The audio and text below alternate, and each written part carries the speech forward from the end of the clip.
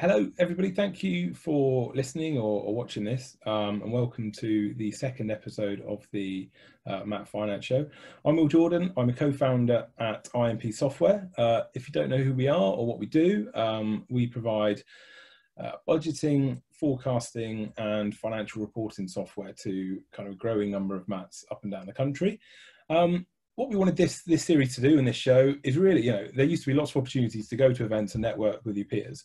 Obviously, due to a certain C word, those opportunities have kind of dried up in person, but there's a bit of a gap for networking, really understanding about key issues in your industry, kind of in the Matt CFO space.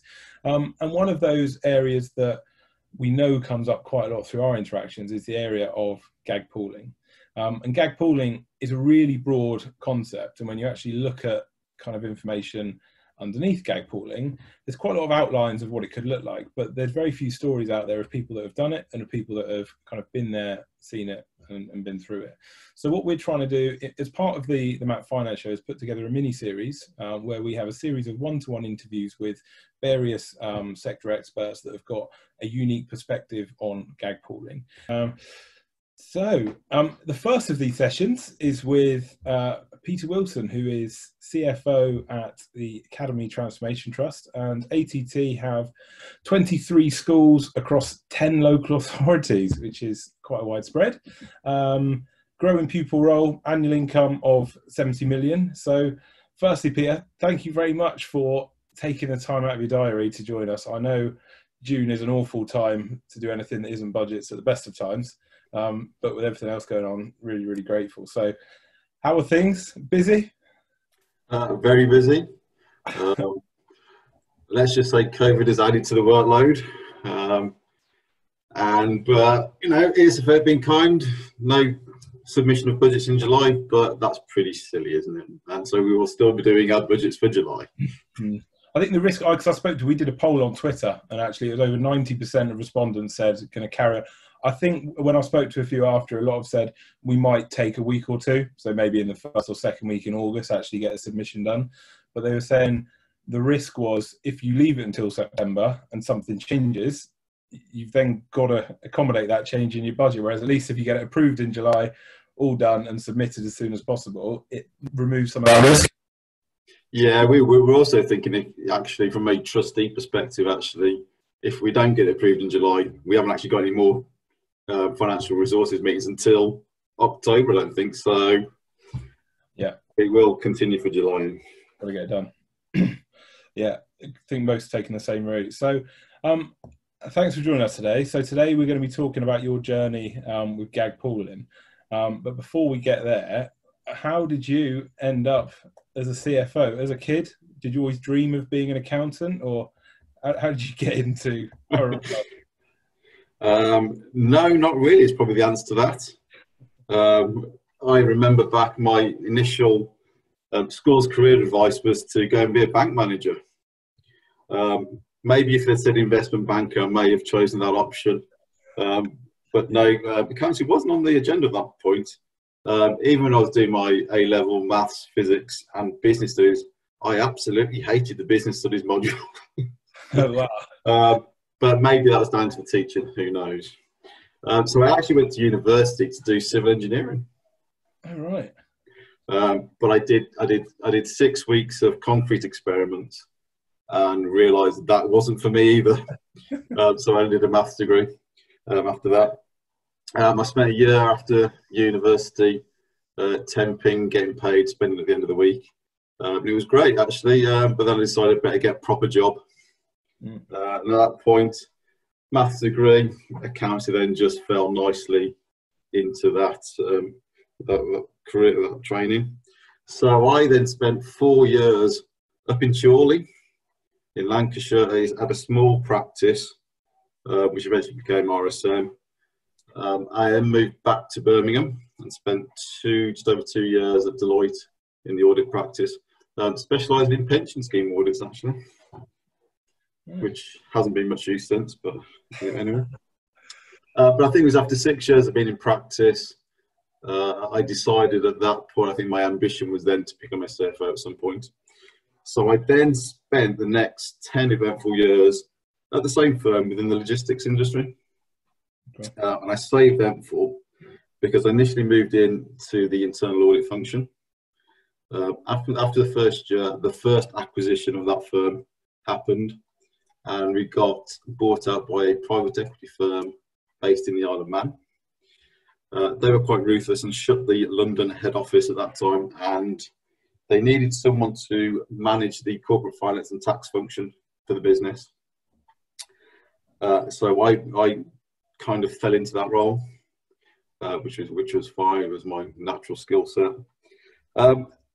And then subsequently after that, we then got purchased by a French logistics firm. So a change of culture there to the French being fairly laid back, which is nice. Mm.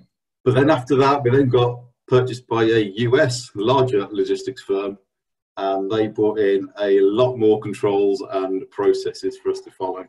But throughout that, I remained the head of corporate finance and tax for the UK and Ireland. Yeah. Back in 2017, then I also decided that actually I was going to volunteer, and the role as trustee came up at ATT. So I spent 12 months as a trustee actually here before then getting the role of CFO. So I knew the problems before I started the job, is what I say to people. Okay, so you had a bit of a sneak preview then, joining the role. I did indeed. Of what you're walking into, and what were you? So you started as CFO back in 2018. What did ATT look like there from a kind of a team perspective, financial position, systems? How was that back then? So yeah, good question. So I initially joined, and after 4 months of being here, I wrote a state of finance paper for the trustees, which clearly identified everything that was financially wrong with ATT at the time. Yeah. So really, in terms of the general financial position and performance, well, by August 2018, we were sitting at a 4.1 million deficit on our revenue reserves. So clearly a financial recovery plan was required at that point. Mm-hmm. And a turnaround was needed quickly.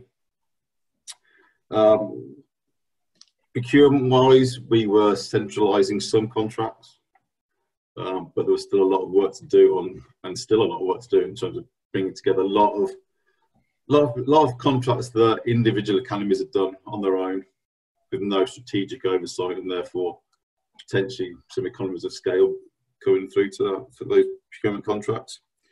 And there was no additional income generation policy at the time. So we've got a bit of sports and lettings, but there's no strategic plan to try and develop that. So that's like the general financial position, performance. Financial systems and controls, well, there was a lack of formal management accounts process. Month-end cut-off wasn't standard each month. Payroll postings weren't standard. No balance sheet recs or reviews have been performed. So it was generally behind what should be there in terms of the AFH.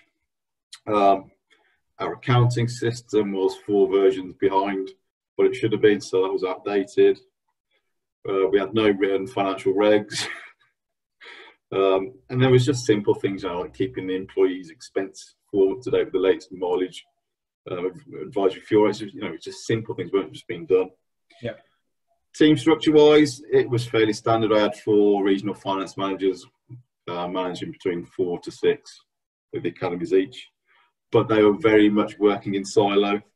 There was no real team building or coming together, standardising processes. So overall, it wasn't a great picture to move into. And that, there was a lot of growth. Back in 2018, you look at a lot of multi-academy trusts, 8 years of fairly steep growth, schools all over the place, RSCs, offering skills with not too much scrutiny. It wasn't that unique. But yeah, so that's okay. So that was the backdrop. So you joined ATT knowing that was the case, first of all. So you had a year as a trustee to identify this and still joined. Yeah. And so I guess I come on to kind of why, I mean, perhaps why you went down the route of GAG pooling. But so just to step back, you are now a prolific public speaker. I've seen you've been at more events than me over the past couple of years, Peter, talking about your GAG pooling journey with ATT. So kind of when and how did GAG pooling get onto the agenda at ATT? Was that directly to solve this problem? Was it already on the agenda, or how did that kind of come about? I think GAG pooling as itself was mentioned on the agendas when I was back as a trustee. But for me, GAG pooling was really more about redefining the budget model as a whole, and just GAG pooling being part of that. Yeah. And that really didn't hit the agenda until early 2019. Okay, fine. So it started off as a discussion more around reserves and kind of a reserves policy, and then developed into more what we're going to talk about in terms of a budget management approach. Yeah. Okay. And so the key objectives then behind moving to GAG pooling, and obviously there's been a couple of stages by the sounds of it. So for each stage of GAG pooling, what were the objectives for? The first part was kind of looking at GAG pooling from a reserves point of view, and then latterly, as you've then redefined your budget model, what were the drivers for that? Well, let's start on the reserves side of it. We were a trust that didn't have any reserves.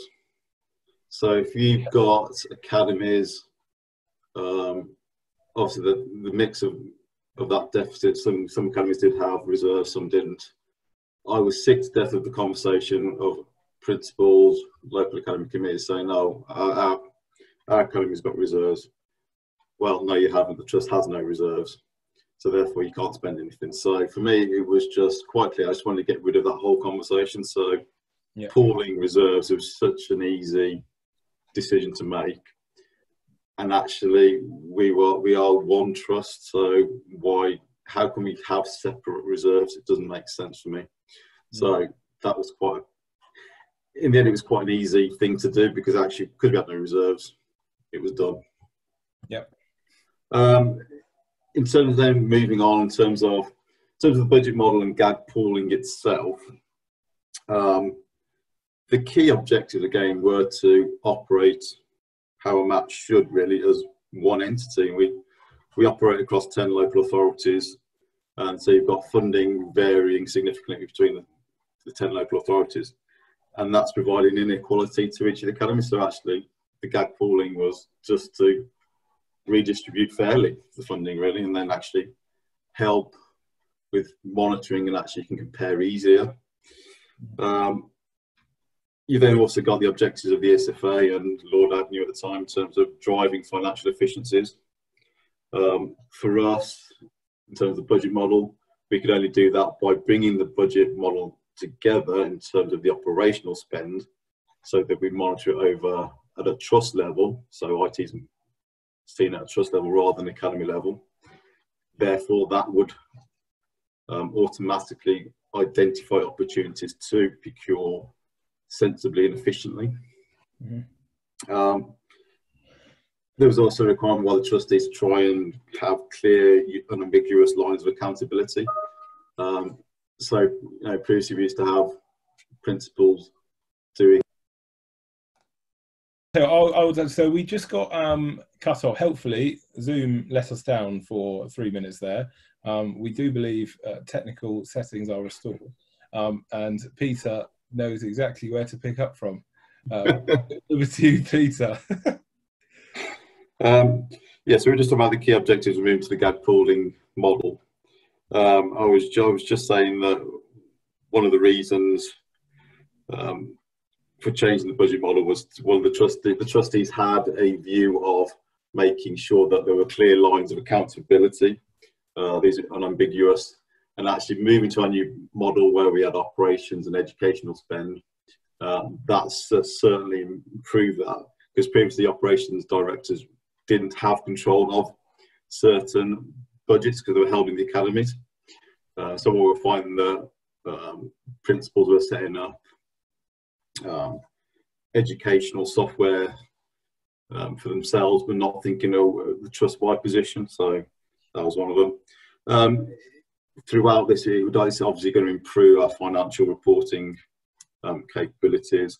And really, we're just trying to be seen as the best practice across the MAT sector, really, was one of the drivers of this. Yeah. Do you want to move on in terms of what our budget model looks like now? Yeah, so that'd be good. So kind of those are the objectives. So it was around, getting rid of conversations about reserves. It's about being able to operate as one, and therefore allocate resources where it's needed, rather than kind of based along historic lines of who's well funded and has got a good surplus and who's badly funded and has got a deficit. To remove difficulties where you've got central oversight of a function like IT or estates and actually no ability to impact the budgets at school level. So you've got an estate team, that was a driver. And then the last one was just, really wanting to push forward and be kind of out there in the sector as doing something different. Okay, so then stepping back, what does because GAG pooling, that's one challenge with GAG pooling. It means so many different things. So I think you just talked about kind of 4 different things that is all under this one banner. So it's really difficult when people hear the term GAG pooling, what does that mean? You talked about the reserves note, your budget model, which I think is the kind of significant driver for change in the more recent times. What does your budget model now look like, which is called GAG pooling? So we have taken the approach of splitting our budget model into 2. So we have an education budget, which sits at the academy level. Principal is responsible for that budget, but it only covers teaching salaries and educational resources. We then have an operational budget, which is... Or an education budget, which is accountable at head teacher level. Then we've got a operational budget, which sit at a trust level. So we don't split these by academy anymore, and they're covering estates, ICT, HR, CPD function now, which is our new institute, management, governance, all those elements which run for the whole MAT.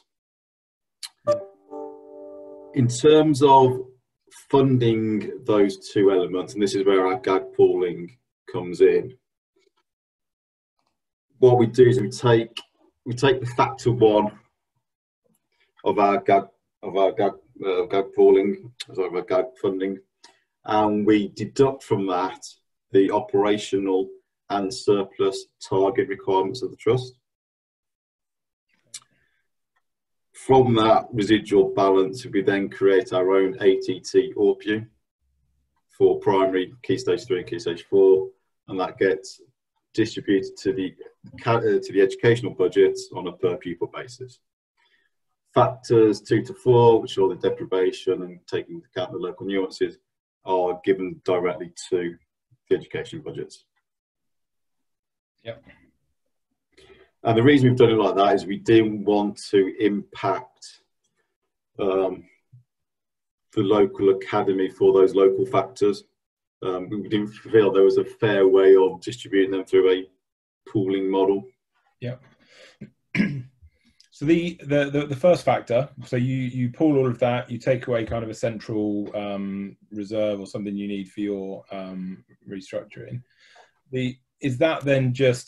Is there any other factors that go into that ATT ORPU rate, or is it you've got 60% of it related to primaries, 40% secondaries, divide by total number of pupils, and that's it? Or is there any more kind of nuance to that calculation? No, it's as simple as that. We've tried to keep it as simple as we could, really. Well, why make it difficult for yourself? It was our thought. No. Okay, that makes sense. So therefore, that sorts out the funding. So factors 2 to 4 goes to local school. Factor 1 centrally. Other things around things like pay grant, pension grant, pupil premium, free school. Are the pupil premium elements because they're specific children at local level? Yeah. So any other funding is directed to the academy. We haven't pulled any of that. Okay. Again, we're just trying to make our life simple, really. Yeah. Yeah. Okay. And I guess that's more variable. So in terms of you being able to plan, it can be really difficult to plan around those because who knows? Okay. And then accountability wise, so then each school has their own education budget, which is accountable by the head teacher, and is it local governing body, or is there any kind of governing? There is, yeah, we have local academy committees.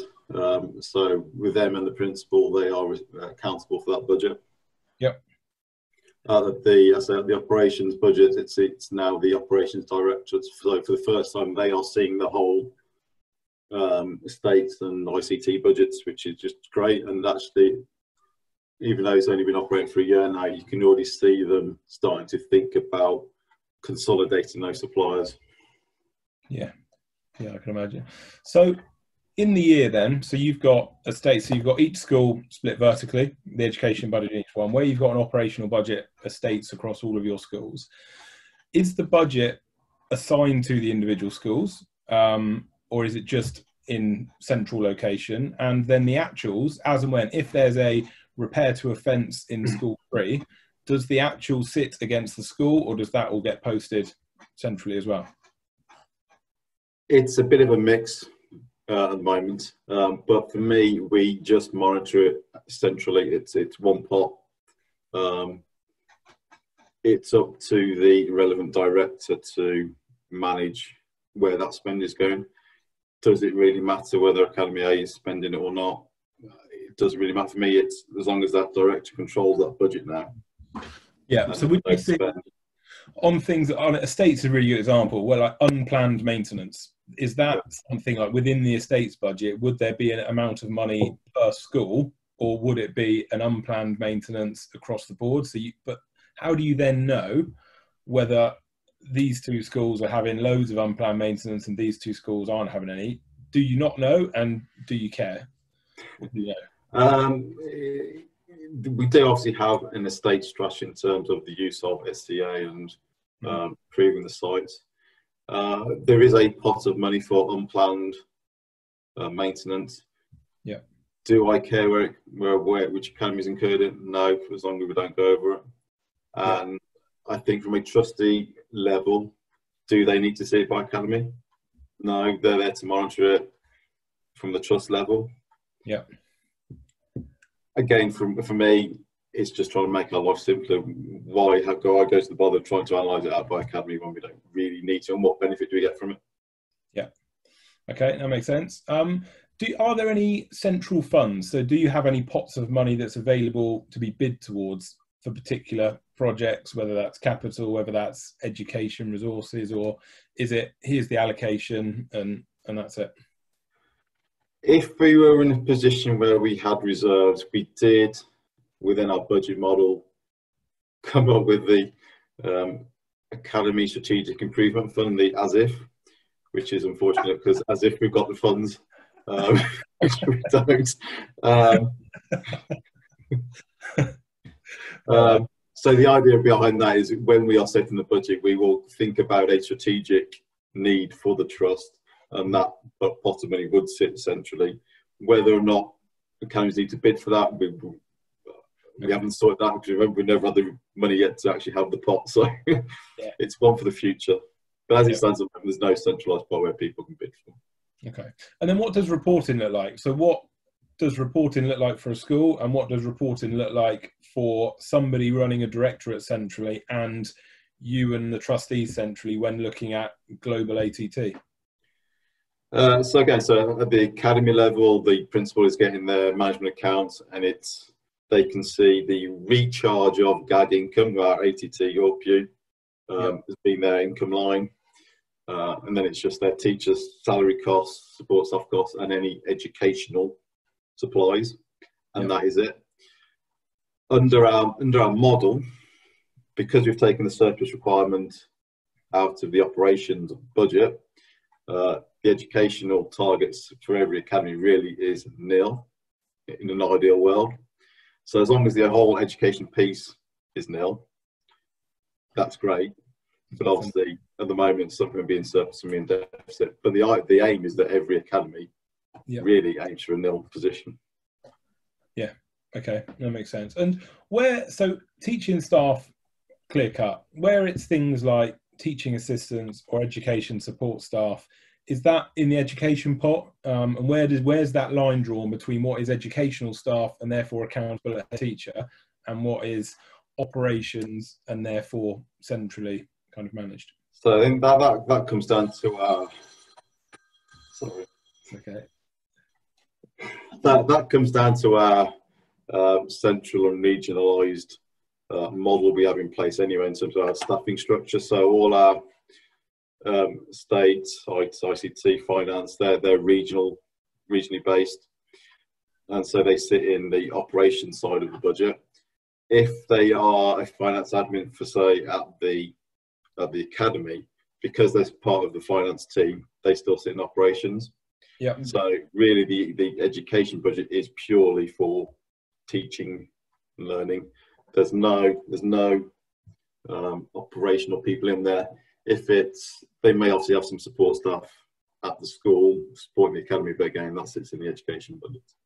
So what happens there when a school says, I need extra support staff?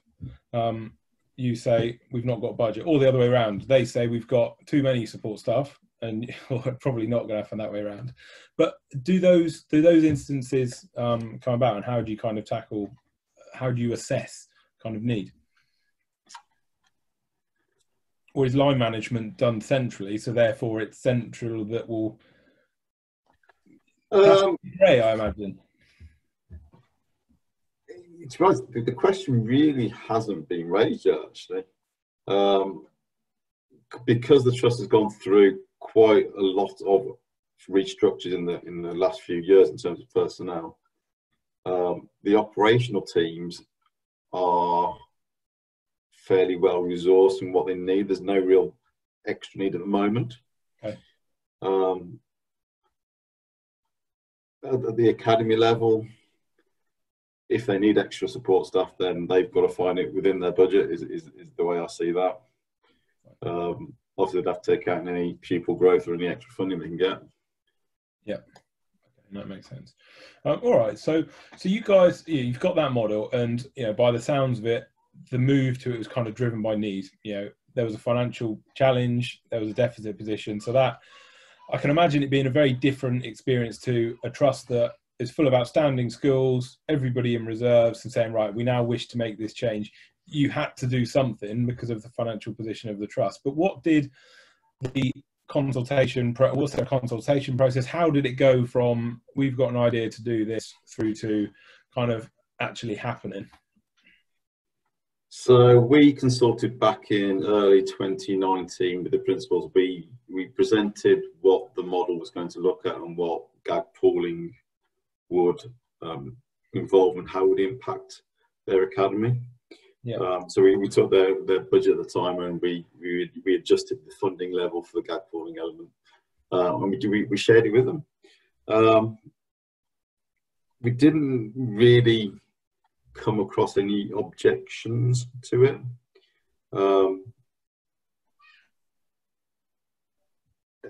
At the end of the day, we were doing something that was distributing funding fairly across the trust. So it's very hard, I believe, for someone to disagree with that.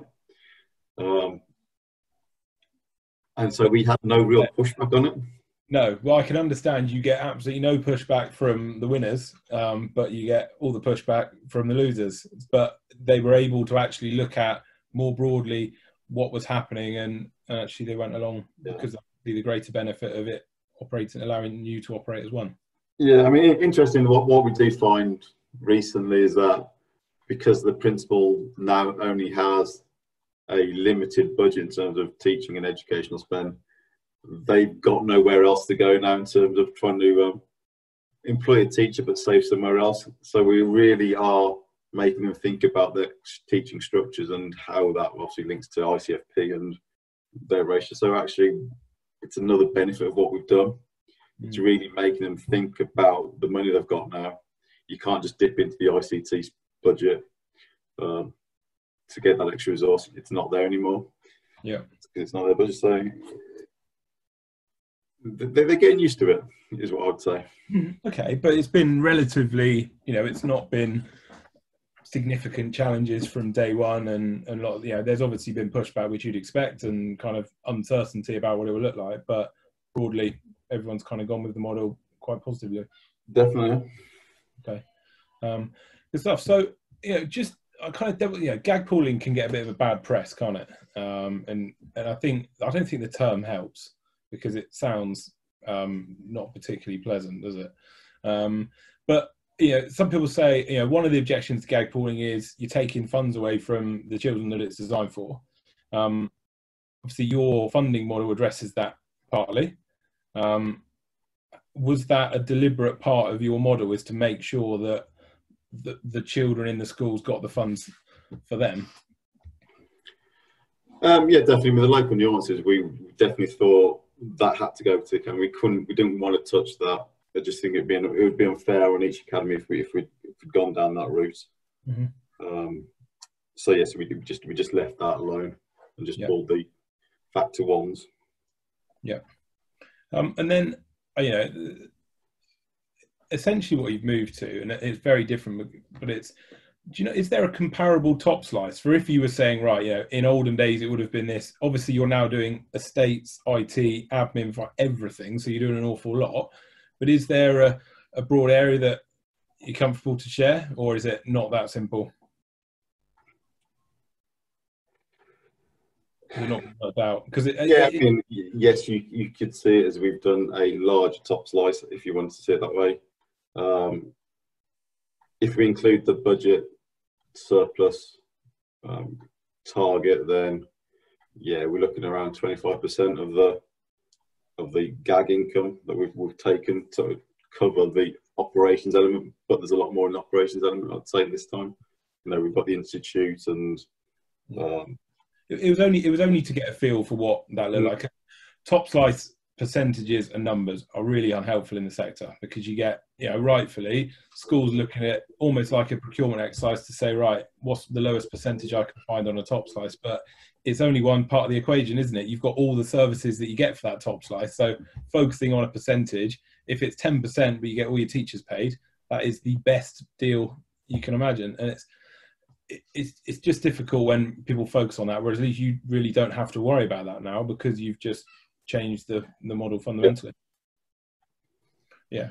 Okay. And did this model kind of change? So you kind of consulted on it back in early 2019. It's obviously through, and it's going to be in for September. I think is it in at the moment, or it's going to be fully in for September?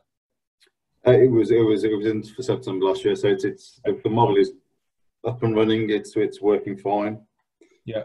Has there been any changes? So what you originally thought the model would look like, has that changed at all? Now you're going to be 2 years in? Well, we haven't changed it at all, actually. The only thing we've changed is maybe where costs sit, whether it's in operations or education. But in terms of the GAG pooling element, we haven't changed that at all. Okay. Great. So what, looking back now, what are you able to do, and what are the benefits? I mean, you talked about some of them, but if you could name kind of 2 things that by making all of this change has enabled you to do, what are those areas that really kind of stand out? I think now that the funding is fair across each academy, it's enabled us to compare performance financially on an even playing field. That's a much better position to be in. And actually now, what it's also done, because we've obviously aimed for the education budget as a whole to be zero, but with individual academies being deficit surplus, you can actually see a story behind the numbers as well now. So, for example, we've got a primary this year that's gone into deficit for next year because they're a growing school, but they've got relatively small numbers, but they've had to employ a new teacher, so that's taken them to a deficit this year. And that is nice and clear now. You're not getting any unambiguous reporting and funding, and it's just nice and clear. Yeah, no, it makes sense. And then, so if you were to go through the process again, knowing what you now know, now you've got, along with me, slightly longer hair. I'm sure that's would you do? Is there any particular part of the process or the model that you think actually I would probably do that differently if we had another chance? In hindsight, doing it over a longer period, in terms of implementing it, developing it, rolling it out, would have been beneficial. We literally did it within 6 months. And we also, at the same time, were upgrading our accounting systems and budgeting software, and doing the finance team restructure. So there was a lot going on, and maybe you should do these things in a silo mentality. But you know what, we've got there. It was hard work, but we're there now, and it's just about embedding going forward. It's always that question: do you have lots of little bits of pain, or one massive pain? Whichever one you take, you would have wished you took the other one, probably. So the GAG model, that funding model, is that it? That's going to stay as it is? Is there any kind of planned changes on the horizon? How are you going to evolve that in the future, or is that relatively fixed now? It's relatively fixed. The only one area that I might look at is, at the moment, all the factor one, the residual balance of the factor one all goes against key stage 3.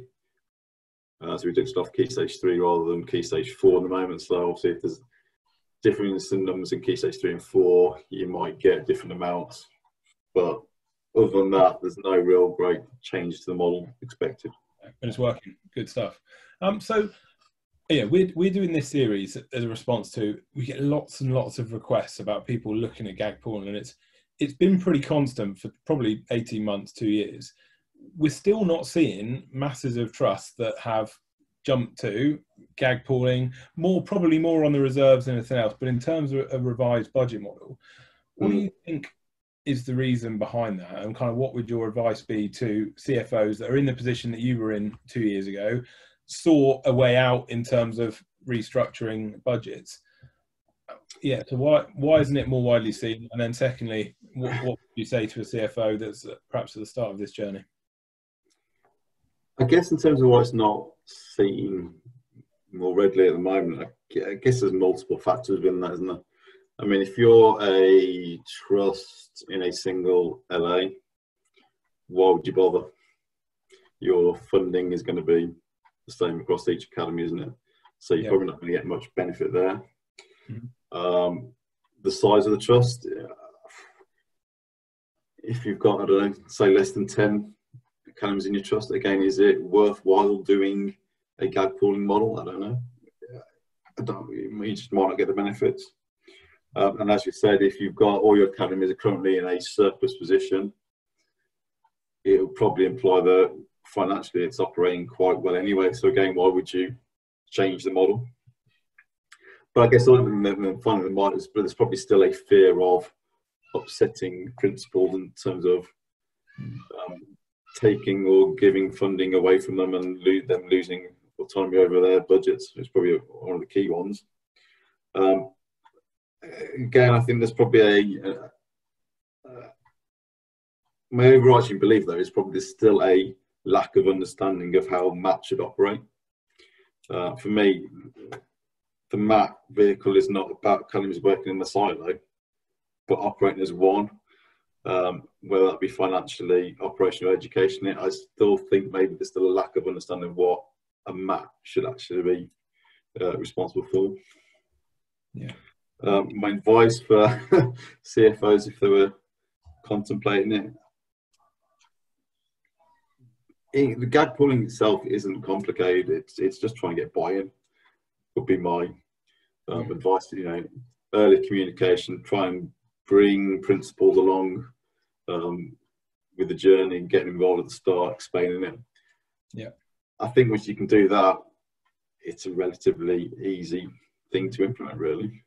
So if I was asking one of your head teachers, what's the benefits to them now? How do they prefer life in ATT now compared to 2 years ago when they had to do the energy budget, the estates budget, and IT? How would they say, "Wow, this is how my life's changed, and this is how more effective I'm able to be at perhaps this part of my job"? Well, I think you've touched on it there. They no longer have to worry about those elements which they've got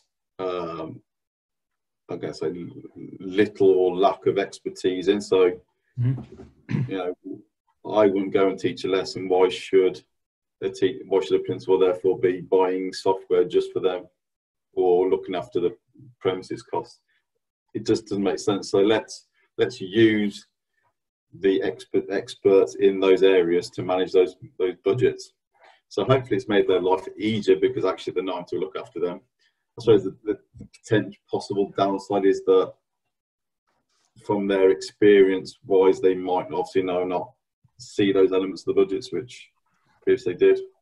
But our idea is that there are annual strategic plans for ICT premises which the principals can build into. So it's not that they're not getting a voice in those budgets, it's just they're not managing it on a day-to-day basis. Okay, so they still put forward their need and their need around any of those areas. Makes sense. All right. Well, that's it for the questions. So thank you again very much for taking the time out to kind of join us and share the journey, and also the kind of the intricacies of the budget model, because I know often you kind of hear about the headlines of GAG pooling, but actually really understanding how that works in the finance system, what the model looks like, is great. So hopefully everybody listening and watching kind of found this is interesting, as I did. If there is any questions that any of you guys have, or any feedback, please feel free to drop me an email at will@impsoftware.co.uk. We're running this as a mini series, so we've got, I think, at least 3, potentially 4 more one-to-one interviews lined up, and then we're hoping to arrange a panel discussion webinar with Q&A, probably either at the end of June or into July. So if you do have questions, either to Peter or to anybody else, please join that event, and then we can kind of ask those questions as they come through. If you want to listen to more of this stuff, please have a look on kind of YouTube, Spotify, or iTunes. We've got our last episode on there, and future episodes will be there as well. So if this was useful, if it's interesting, please subscribe and you'll then get notified. Thanks again for listening, and yeah, all the best over the coming weeks and months. And thanks again, Peter, for joining us and sharing the story. Thank you, Will. Thanks.